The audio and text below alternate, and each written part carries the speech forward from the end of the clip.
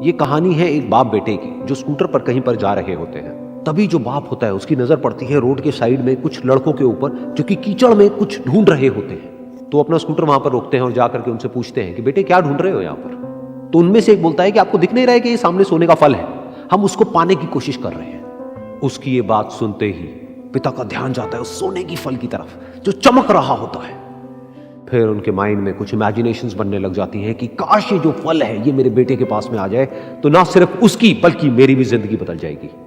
तो बिना सोचे समझे अपने बेटे को धक्का मार देते हैं उस कीचड़ में और बोलते हैं कि तुझे किसी भी कीमत पर वो फल लेकर के आना है। लेकिन बेटे को वो फल नहीं चाहिए होता है, उसके अपने कुछ और ही सपने होते हैं। वो बहुत कोशिश करता है अपने पिता को ये समझाने की कि मेरी खुशी इस फल में नहीं है, मेरी खुशी कहीं और है, मेरे सपने कुछ और है।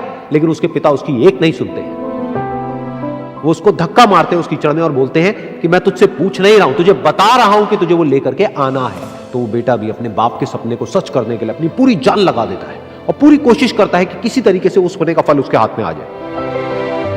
लेकिन जैसे जैसे वो हाथ पैर मारता है उस फल को पकड़ने के लिए वो और नीचे धंसने लग जाता है और फिर जाकर के उसको समझ आता है कि ये कीचड़ नहीं है, ये दलदल है।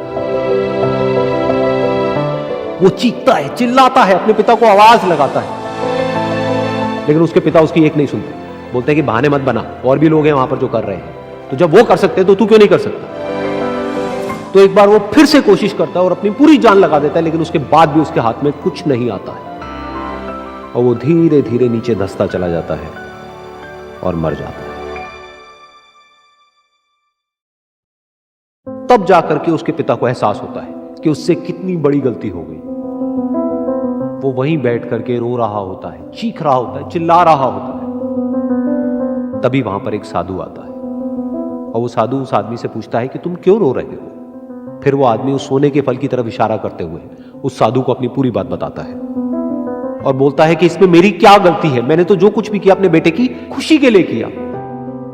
तो वो साधु उस फल को ध्यान से देखता है और उस आदमी को कहता है जिस सोने के फल की वजह से तुमने अपने बेटे को गवा दिया, कम से कम एक बार ध्यान से उसकी तरफ देखा तो होता कि वहां पर कोई फल है भी या नहीं।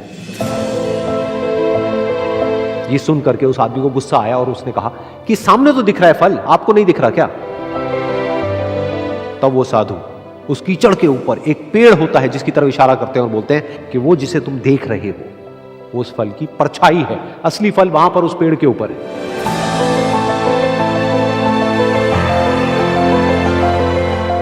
फिर वो साधु उस आदमी को बोला कि अपने बेटे को जबरदस्ती धक्का देने की बजाय और उसको बताने की बजाय कि तेरी खुशी किसमें है, अगर तुमने उससे पूछा होता कि बेटा तू बता तू क्या करना चाहता है और तेरी खुशी किसमें है, तो ना सिर्फ तुम्हारा बेटा जिंदा होता बल्कि हो सकता है कि उसके हाथ में वो असली सोने का फल भी होता।